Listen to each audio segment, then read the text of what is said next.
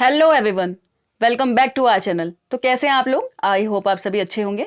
और पहले तो आपका धन्यवाद, तहे दिल से आभार आप सभी का। आप लोगों ने खूब सारा शेयर किया वीडियोस को। तो आगे बढ़ते हैं। और आज देखिए ये पूरा जो मैंने वीडियो बनाई हुई है आज की, इसमें सारे एक एक पॉइंट ढूंढ ढूंढ के डाले हैं। तो ये आप सारे इससे मतलब इससे बाहर एक दो ही पॉइंट अगर कुछ चूके होंगे तो चूके होंगे, अदरवाइज मुझे नहीं लगता कुछ छूटे होंगे। तो इससे बाहर आप इसमें नेसेसरी नहीं है कि नोट्स बनाएं, ठीक है। बाकी इससे रिलेटेड एमसीक्यू जितने सारे हो सकते हैं वो करिए। देखिए, केंद्रीय विद्यालय संगठन के बारे में बात कर लेते हैं। बात करते हैं आज केवीएस की। ये हमारी बात की यूनिट 5th में है आई थिंक, ठीक है। तो सबसे पहले इसकी स्थापना दिवस क्या थी, तो पहले केवीएस देख लेते हैं। इसका फुल फॉर्म होता है केंद्रीय विद्यालय संगठन, थोड़ा बाइलिंगुअल रहेगा। स्थापना जो हुई है, स्टैब्लिशमेंट कह सकते हैं आप, 15 दिसंबर 1963 को। 1963 में क्या हुआ है, इसकी स्थापना हुई है, ठीक है। स्टैब्लिशमेंट कब हुआ है? 15 दिसंबर 1963। इसके बाद आगे बढ़ते हैं, बात करते हैं शैक्षिक बोर्ड क्या है, यानी कि एजुकेशनल बोर्ड क्या है, किस बोर्ड में ये के माध्यम से इसमें शिक्षा प्रदान की जाती है, ठीक है। तो इसका जो शैक्षिक बोर्ड या एजुकेशनल बोर्ड है वो है सीबीएसई, सेंट्रल बोर्ड ऑफ हो जाएगा इंग्लिश में, ऑफ सेकेंडरी एजुकेशन, ठीक है। हिंदी में कहा गया वो ऑफ से। तो याद रखेंगे, सीबीएसई का फुल फॉर्म भी याद रखेंगे, इंपॉर्टेंट हो जाता है हमारे यहाँ से, central board of secondary education, ठीक है। तो एजुकेशनल बोर्ड इसका सीबीएसई है, केवीएस का। इसके साथ ही साथ आगे बात करते हैं कि हेडक्वार्टर कहाँ है। तो केवीएस का यानी कि केंद्रीय विद्यालय संगठन का जो हेडक्वार्टर है वो है दिल्ली में, ठीक है। हेडक्वार्टर कहाँ हो गया? दिल्ली में इसका हेडक्वार्टर है। आगे बात करते हैं क्षेत्रीय कार्यालय के बारे में, यानी कि रीजनल ऑफिसेस। तो इसके जो रीजनल ऑफिसेस हैं, यानी कि जो क्षेत्रीय कार्यालय हैं, जहां जहां पे काम होता है बेसिकली केवीएस रिगार्डिंग, वो 25 हैं। रीजनल ऑफिसेस कितने हैं? टोटल 25 हैं। ये भी याद रखेंगे, पेपर के नजरिए से इंपॉर्टेंट है। साथ ही साथ इसकी विदेश में शाखाएं कितनी है, यानी कि फॉरेन, इसकी फॉरेन में कितनी ब्रांचेस है, ठीक है। तो फॉरेन कंट्रीज में 3 ब्रांचेस हैं केवीएस की। और कहाँ कहाँ है ये याद रखेंगे, थोड़ा सा इंपॉर्टेंट है। मॉस्को, काठमांडू, साथ ही साथ तेहरान, ठीक है। तो कुछ कुछ क्वेश्चन यही है इसमें जो डाले हुए हैं, जो पेपर के माध्यम से इंपॉर्टेंट है, जैसे कि कब स्थापना हुई थी, कहाँ पे है इसका हेडक्वार्टर, न्यू दिल्ली में है। रीजनल ऑफिसेस इसके 25 हैं। विदेश में जो इसकी शाखाएं हैं वो कितनी है? 3 है, ठीक है। मॉस्को में, काठमांडू में और तेहरान में, ये हम याद रखेंगे। इसके बाद आगे बात करते हैं, नेक्स्ट जो हमारे पास है वो है ZIET, ठीक है। ZIET जो है, इससे ये केवीएस से रिलेटेड बहुत इंपॉर्टेंट पार्ट है। ZIET क्या है थोड़ा सा जान लेते हैं। पहले इसका फुल फॉर्म याद रखेंगे, बहुत इंपॉर्टेंट है, क्योंकि केवीएस से रिलेटेड तो आ सकता है। Zonal institute of education and training, ठीक है। हिंदी में ये हो जाएगा zonal institute of education and training, ये हम याद रखेंगे, बहुत इंपॉर्टेंट। इसके बाद बात कर लेते हैं वेबसाइट क्या है केवीएस की। तो केवीएस की जो वेबसाइट है वो क्या है? kvssangathan.nic.in। लगातार, क्योंकि आप लोगों ने देखा होगा ई कंटेंट, ई से मतलब इलेक्ट्रॉनिक वगैरह से रिलेटेड बहुत सारी चीजें डाली हैं, तो हर किसी से रिलेटेड वेबसाइट से भी हमें क्या रहना पड़ेगा? अपडेट रहना पड़ेगा। हो सकता है उससे रिलेटेड कोई क्वेश्चन बन जाए, क्योंकि ठीक है। तो kvssangathan.nic.in, ठीक है। ये कोई भी स्पेस बीच में नहीं है, वेबसाइट इसकी याद रखेंगे। तो बात करते हैं मोटो की। इसका मोटो क्या है? तो मोटो इसका क्या है? तत्वम पोषण अपावणु, ठीक है। ये इसका मोटिव है, वो इतना ज्यादा इंपॉर्टेंट नहीं है, लेकिन इसका मीनिंग मैं आपको बता देती हूँ। हे ईश्वर, आप उसे अनावृत कीजिए, या आप ज्ञान पर छाई परछाई क्या क्या कर दीजिए, हटा दीजिए, ठीक है। तत्व पोषण अपावरणु इसका क्या है? मोटिव है वैसे, ठीक है। देखिए, ये इतना ज्यादा हमें तब पढ़ना पड़ता अगर हम केवीएस के इंटरव्यू की तैयारी कर रहे होते या केंद्रीय विद्यालय संगठन से रिलेटेड किसी स्कूल में जा रहे होते जॉब प्रिपरेशन के लिए। ये हमारा स्टेट का है, सेंट्रल का तो कोई जॉब है नहीं, तो इसमें इतना ज्यादा खतरनाक नहीं पूछा जाएगा, ठीक है। आगे बात कर लेते हैं, केंद्रीय विद्यालय संगठन जो है इसका कार्यक्षेत्र क्या है, ठीक है। आप कह सकते हैं इसका वर्किंग एरिया क्या है। तो याद रखेंगे, कार्यक्षेत्र 3 हिस्सों में इसका बटा हुआ है। सबसे पहली बात कर लेते हैं प्रशासनिक निकाय की, ठीक है। तो एडमिनिस्ट्रेशन जो इसका है वो कहां तक फैला हुआ है, तो इसके अंतर्गत 11 सदस्य आते हैं, ठीक है। इसके अंतर्गत 11 सदस्य आते हैं, जिसमें से 1 कमिश्नर होते हैं, 5 अब कमिश्नर होते हैं, यानी कि सब कमिश्नर होंगे यहाँ पे, ठीक है। 5 सब कमिश्नर होते हैं, 2 ज्वाइंट कमिश्नर एवं 3 अन्य सदस्य होते हैं। टोटल कितने हैं? 11 हैं, आप लोग याद रखेंगे। जिसमें से 1 आपके कमिश्नर हैं, 5 आपके सब कमिश्नर हैं, तो 5 और 1 6 हो गए, 2 जॉइंट कमिश्नर हैं, ठीक है। और 3 क्या होते हैं आपके? अन्य सदस्य, ठीक है। तो ये क्या हो गया आपका? गिन देंगे आप, 11 हो गए टोटल। और साथ ही साथ इसके अंतर्गत 3 समितियां भी कार्य करती हैं, यानी कि इसके अंतर्गत 3 कमिटीज भी क्या करती हैं, वर्क करती हैं। अच्छा, वो कमिटी कौन कौन सी हैं, उससे रिलेटेड कुछ बातें भी जान लेते हैं। एक है वित्त समिति निर्माण।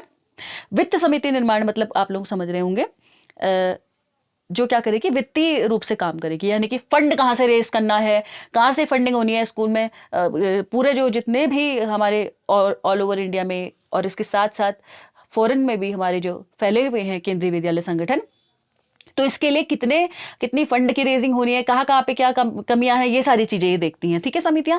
और इसमें सलाहकार समिति भी होती है। निर्माण वित्त समिति कितनी हो गई हमारी, 3 हो गई, ठीक है। वित्त समिति पहली, निर्माण समिति दूसरी, तीसरी सलाहकार समिति।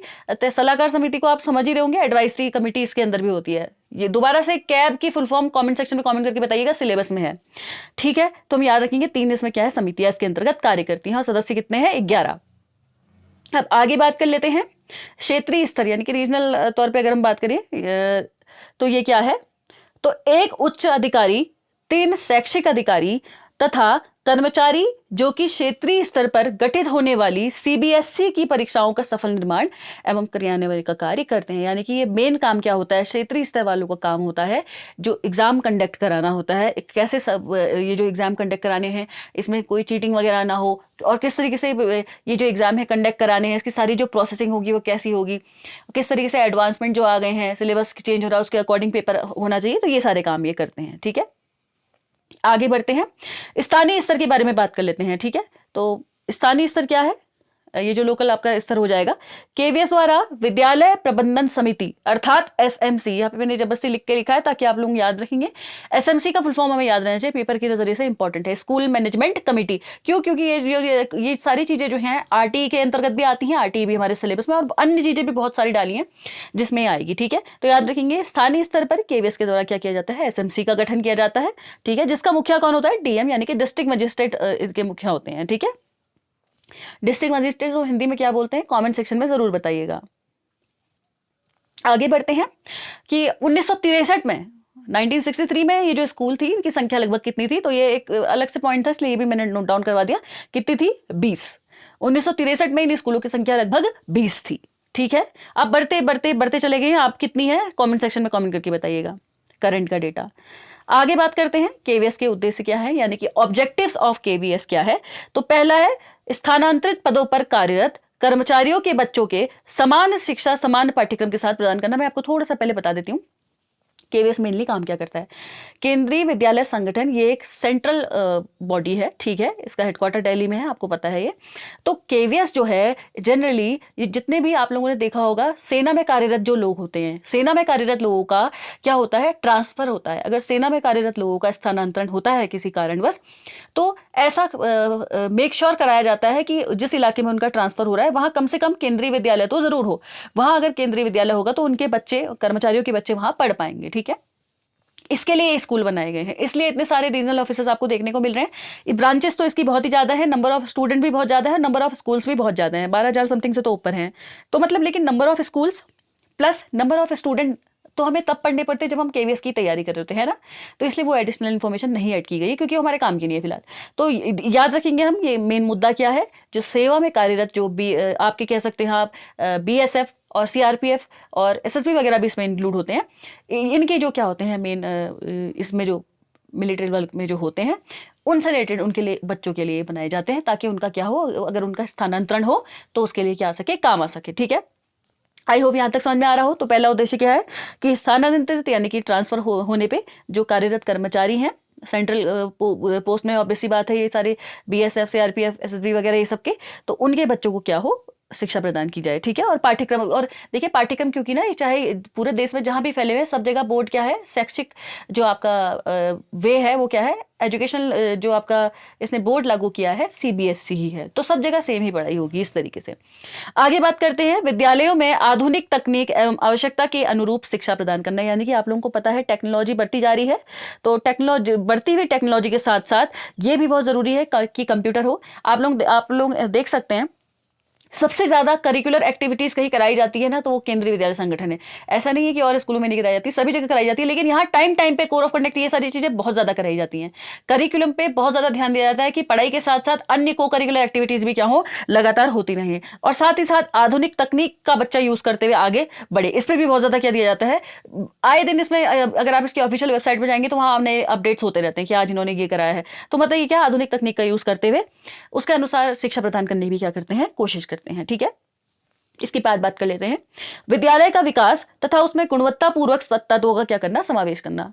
जो विद्यालय है उसका विकास कितना अच्छे से और हो सकता है, और क्या ऐसे कुछ तत्व हो सकते हैं जिसमें जिसको यूज करके आप बेटरमेंट ऑफ एजुकेशन कर सकते हैं अपने स्कूल के लिए। ठीक है, इसके साथ ही साथ सभी छात्रों को शिक्षा के समान अवसर उपलब्ध कराना, ये भी क्या है, केवीएस का एक मेन इश्यू है। ठीक है, सभी छात्रों को शिक्षा के लिए क्या है, अपॉर्चुनिटीज जो है वो बराबर बराबर प्रोवाइड कराई जाए, इस पर भी काम करता है केवीएस। ठीक है, आगे बढ़ते हैं और नेक्स्ट बात करते हैं कि केवीएस के अभी मुख्य कार्य क्या है वैसे। ठीक है, इसके आप कह सकते हैं मेन वर्क फंक्शंस क्या है या वर्किंग क्या है इसकी।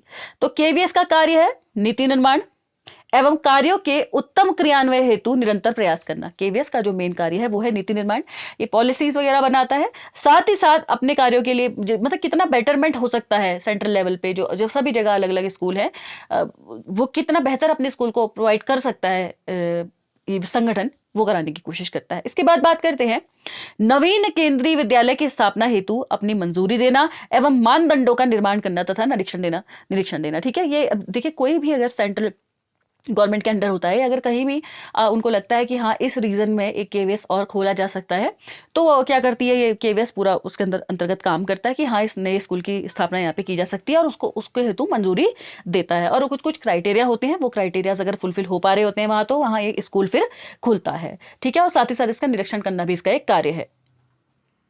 और देखिए प्रारंभ में जो शैक्षिक वर्ष 1963 से 64 के दौरान उस टाइम पे जो सुरक्षा कर्मियों के लिए क्या चलाए जा रहे थे कि केवीएस स्कूल बनाने की बात करी जा रही थी, यानी कि 20 रेजिमेंटल विद्यालयों को केंद्रीय विद्यालय के रूप में जब लिया गया था, तो ये कब की बात है, 1963 से 64 के दौरान। ठीक है, तो ये मैंने आपको पहले बताया था कि 1963 में क्या था, 20 स्कूल थे, कहीं कहीं पे 1963 से 64 के दौरान कितने स्कूल थे, इस तरीके से भी दिया रहता है। ठीक है, तो सेंट्रल कर्मियों के लिए था, इतना याद रखेंगे, सुरक्षा कर्मी जो होते हैं हमारे उनके लिए। ठीक है, और 15 दिसंबर 1965 को सोसाइटी पंजीकरण अधिनियम यानी कि 1860 के अंतर्गत एक सोसाइटी के रूप में केंद्रीय विद्यालय संगठन का क्या किया गया था, पंजीकरण किया गया था। तो इसकी पंजीकरण डेट भी है, ठीक है, याद रखेंगे हम।